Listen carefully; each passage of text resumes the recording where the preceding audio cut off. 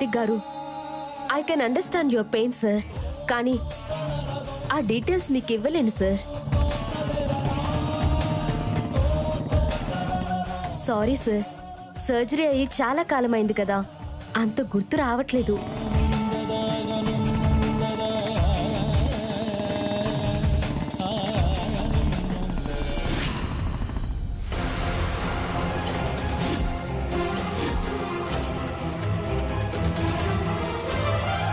ఏంటి సార్, చూసుకోవాలి కదా సార్.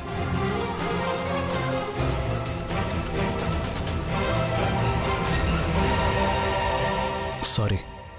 పోలీస్ ఆఫీసర్ అయ్యండి మీరు కూడా ఇలా చేస్తే ఎలా సార్?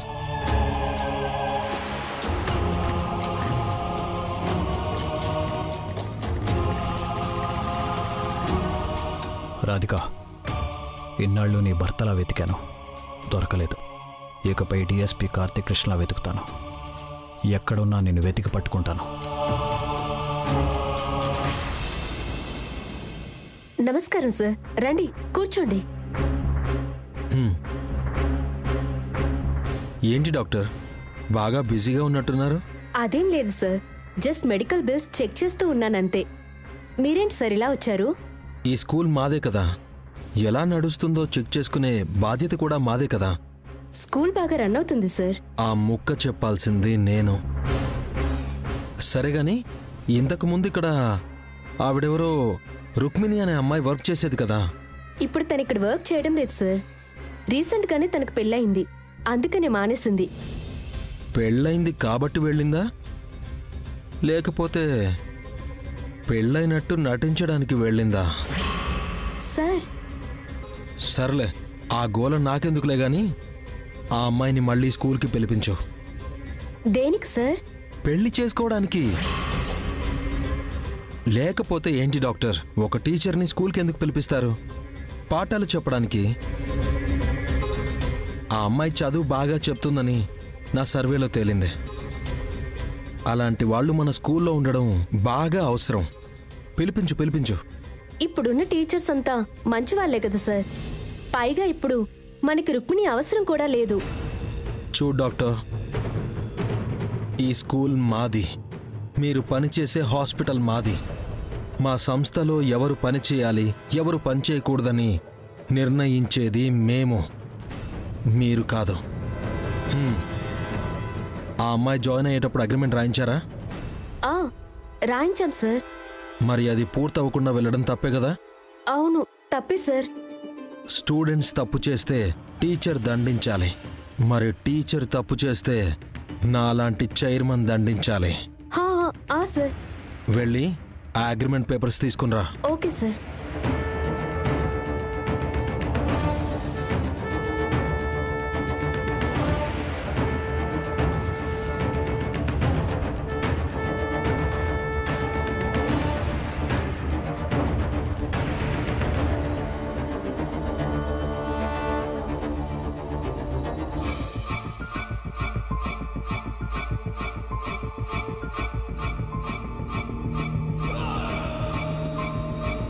Good, very good.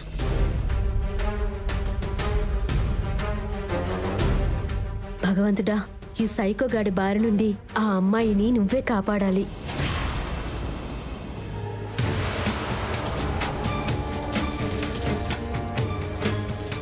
మావయ్య, ఈ టైంలో ఇదెక్కడి నుంచి వస్తుంది? మోహన్ చూస్తే ఎవరో మేనేజ్ చేసి వస్తున్నట్టుగా తెలుస్తుంది. డౌట్ ఎందుకు, వెళ్ళి తెలుసుకుందాం పదా.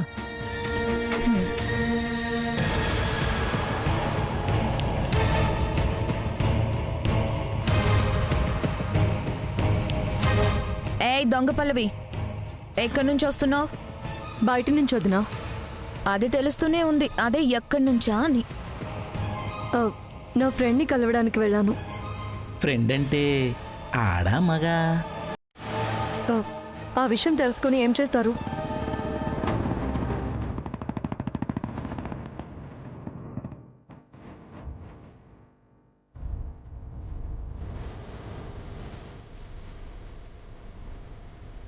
ఏం లేదు, జస్ట్ తెలుసుకుందామని. నాన్న కార్తీక్, ఏంటమ్మా? వెళ్ళిన పని ఏమైంది? డాక్టర్ గారిని కలిసావా? కలిశానమ్మా. ఏం చెప్పారు? రాధిక ఎక్కడుందో తెలుసుకున్నావా? తన అడ్రస్ ఏమైనా చెప్పారా? లేదమ్మా. రాధిక గురించి డాక్టర్ గారికి కూడా తెలియదంటమ్మా.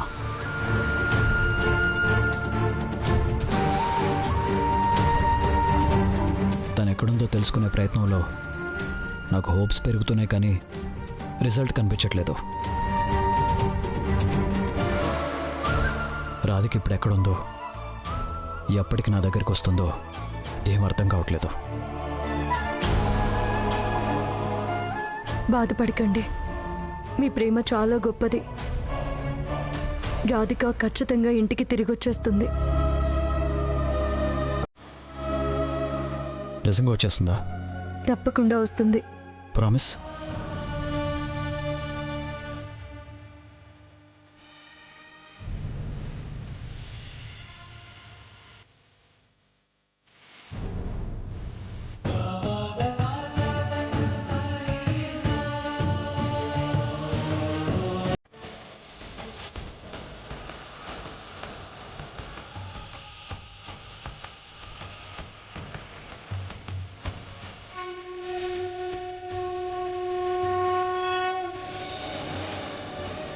నేను చెప్తున్నాను, రాధిక ఖచ్చితంగా మీ ఇంటికి తిరిగి వచ్చేస్తుంది.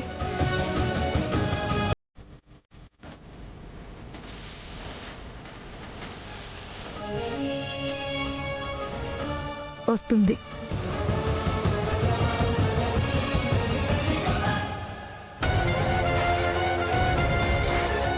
ఇదేమైనా కాలజ్ఞానం రాసిన బ్రహ్మంగారు వారసురాలు అనుకుంటుందా చెప్పగానే రావడానికి?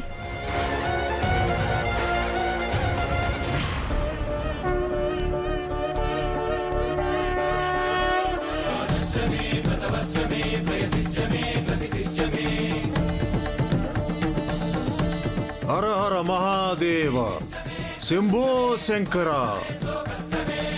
హర హర మహాదేవ శంభో శంకర.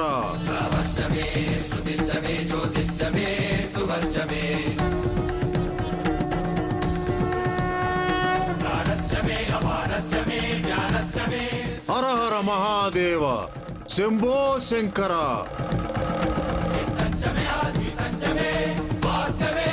హర హర మహాదేవ శంభో శంకర. హర హర మహాదేవ శంభో శంకర. హర హర మహాదేవ శంభో శంకర. హర హర మహాదేవ శంభో శంకర. స్వామి, మీరు మా ఇంట్లో కాలు మోపారా? చాలా సంతోషం స్వామి. మీ రాకతో మా ఇల్లు పావనమయ్యింది. కాదు తల్లి, పావనం కాలేదు. పంచభూతాలు పగబట్టినట్టుగా అరిష్టం ఈ ఇంటిపై నాట్యం చేస్తుంది తల్లి.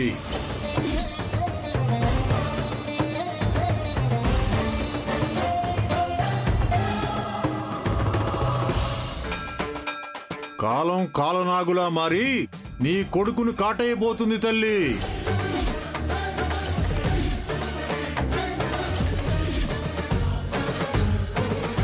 ఏంటి స్వామి మీరనేది? నా కొడుకు గండం ఏంటి?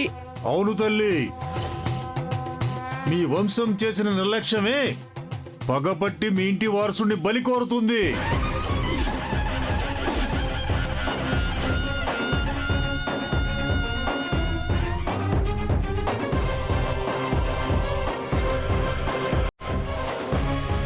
ఆ గండాన్ని పసిగట్టి ప్రాయశ్చిత్తం చేసుకోండి తల్లి, లేదంటే ఘోర ప్రమాదాన్ని చూస్తారు.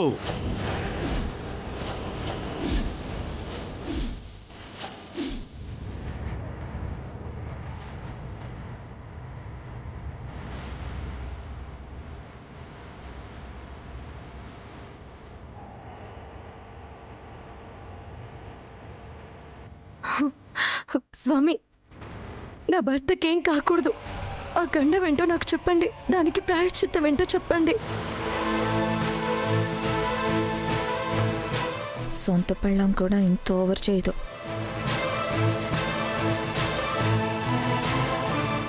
అది ఎంత కఠినమైనదైనా సరే నేను చేస్తాను.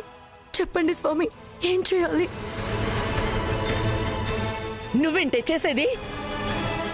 నోరు మూసుకునుండు. నా కొడుకుని ఎలా కాపాడుకోవాలో నాకు తెలుసు. మీరు చెప్పండి స్వామి.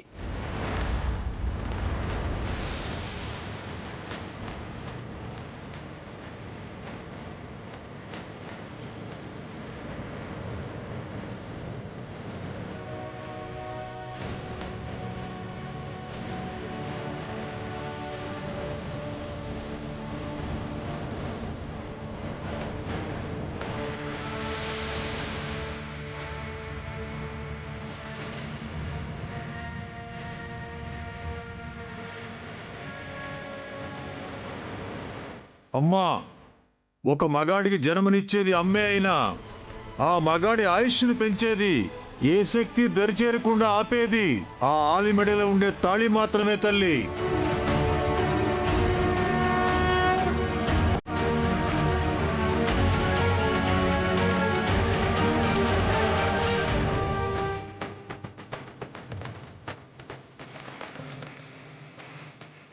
ఈ గండం నుంచి నీ కొడుకు గట్టెక్కాలంటే మీ ఇంటి ఇలవేల్పు శ్రీ లక్ష్మీ నరసింహస్వామిని మనసు నిండా ధ్యానించాలి తల్లి.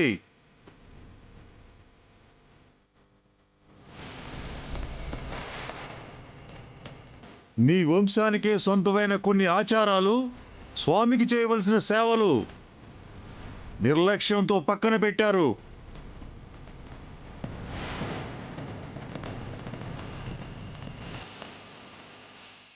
మీ పూర్వీకులు ఆ స్వామిని ఎంత వైభవంగా పూజించారో అదే రీతిలో మీరు కూడా పూజించాలి.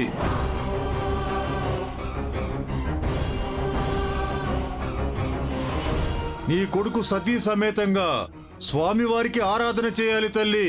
అప్పుడే దోష నివారణ జరుగుతుంది, గండం తప్పుతుంది తల్లి.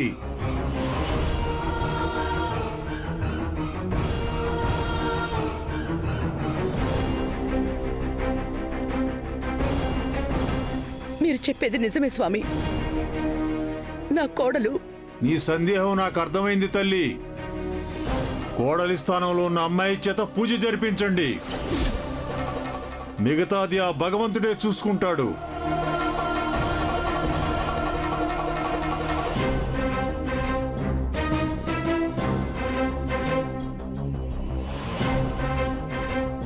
నీ మనసులో మెదిలే ఎన్నో చిక్కు ప్రశ్నలకు ఆ స్వామియే సమాధానం ఇవ్వబోతున్నాడు. నిష్టగా ఆయన్ని మనసులో ధ్యానించుకో.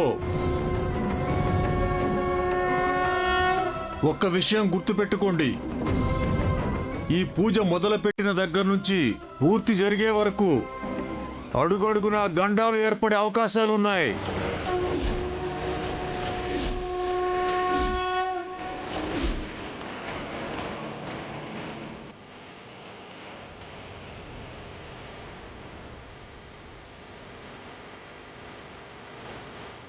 వాటిని అధిగమించి పూజ పూర్తి చేయాలి తల్లి.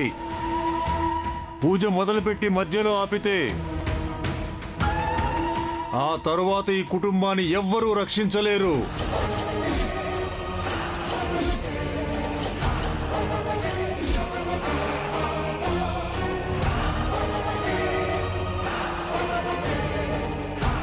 స్వామి, మీరు చెప్పినట్టే మా మనవరాలు మా ఇంటికొచ్చింది. మీ చేతులతో దీవించండి.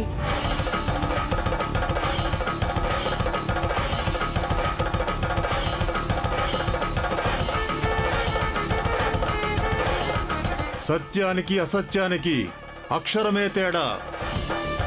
అది గుర్తించనంత వరకు మనిషి అజ్ఞానాంధకారంలో ఉంటాడు.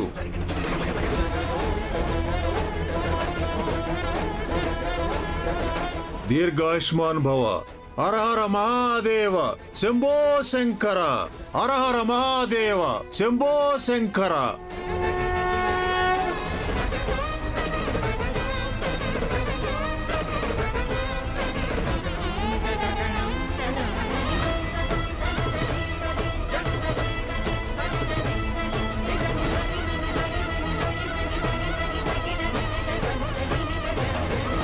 కార్తీక్, అతని మాటలు ఏం పట్టించుకోకు. ఈ కాలంలో కూడా గండాలు సుడిగుండాలు ఉంటాయా? అలా కొట్టిపడేకక్క. నా కూతురు ప్రాణాలతోనే ఉందని చెప్పింది ఆయనే. అది నిజమైన ప్రూవ్ అయింది కదా. ఇలా చెప్పాడంటే అందులో ఖచ్చితంగా వాస్తవం ఉండి తీరుతుంది.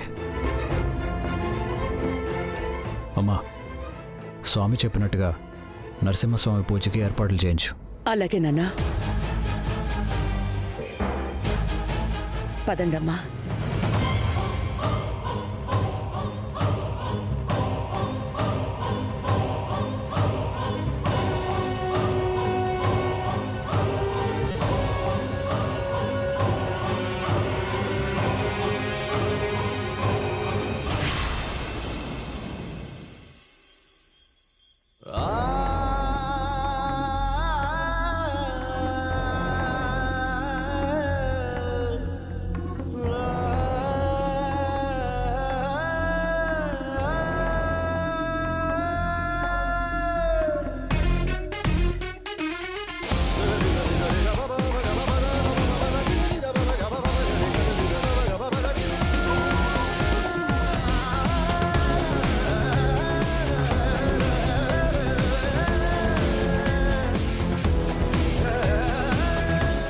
అసలు ఎవరి రుక్మిణి?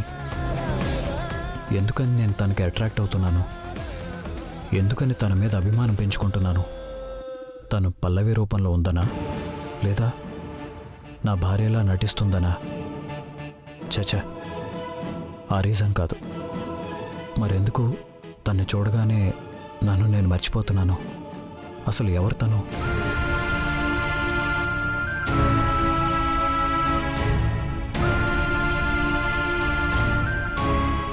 ఏంటండి ఏదో దీర్ఘంగా ఆలోచిస్తున్నారు? అవును, మీ గురించే. నా గురించా? నా గురించి అంతలా ఆలోచించడానికి ఏముంటుందండి? మీరెవరు? కొత్తగా అడుగుతారేంటండి నా గురించి తెలియనట్టు? తెలుసుకోవాలని అడుగుతున్నాను, చెప్పండి. నా పేరు రుక్మిణి. నాకు కావాల్సింది మీ పేరు కాదు, పూర్తి వివరాలు.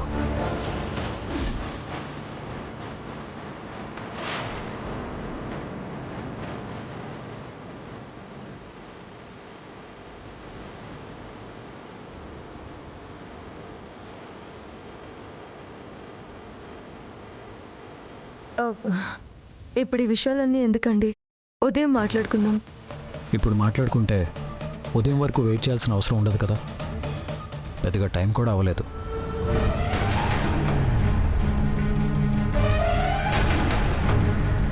మీరు నాకు పరిచయం అయింది శాంతినికేతన్ దగ్గర. అక్కడ కొంతకాలం నుండి పనిచేస్తున్నారు. ఆ తర్వాత నాకు హెల్ప్ చేయడం కోసం పల్లవిలా నా ఇంటికి వచ్చారు. ఇంతవరకు క్లియర్గానే ఉంది. కానీ అంతకుముందు మీరేంటి? ఎక్కడ ఉండేవారు? ఏం చేసేవారు? మీ అమ్మా నాన్న ఎవరు? అంటే కార్తీక్ గారు అది. నా మీద మీకు నమ్మకం ఉంటే చెప్పండి. అయ్యో, అలా ఏం కాదండి.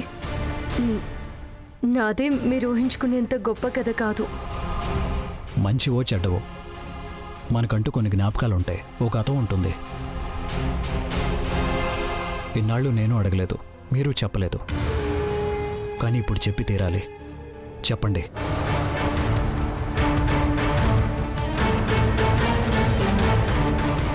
ఇంత గట్టిగా అడుగుతున్నారేంటి? ఇప్పుడేం చెప్పి తప్పించుకోవాలి?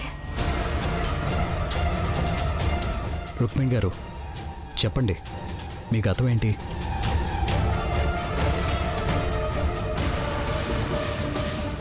చెప్పండి.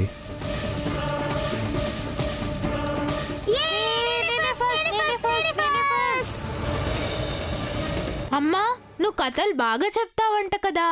అవునమ్మా. అమ్మయ్య, టైంకి వచ్చి కాపాడారు. అసలు కథ చెప్పకుండా చాలా కథలు చెప్తుంది. నేను రాకముందు స్వీటీకి చాలా కథలు చెప్పేదానివంట కదా, నాకు కూడా చెప్పు. పింకీ, మీరు 10 నిమిషాల తర్వాత వస్తారా? మీకన్నా ముందు మీ అమ్మ నాకో కథ చెప్పాలి. బ్యాడ్ పోలీస్, నీకు కథలెందుకు? మీకు ఏమైనా ఉంటే చెప్పుకోండి, ఇప్పుడు మీరు కథ చెప్పకపోతే నిద్ర పట్టదు. అది కాదమ్మా. మాకిప్పుడు కథ చెప్పాల్సిందే. చెప్పు. అవును, కథ చెప్పాల్సిందే మమ్మీ, చెప్పాల్సిందే. సరే సరే చెప్తాను.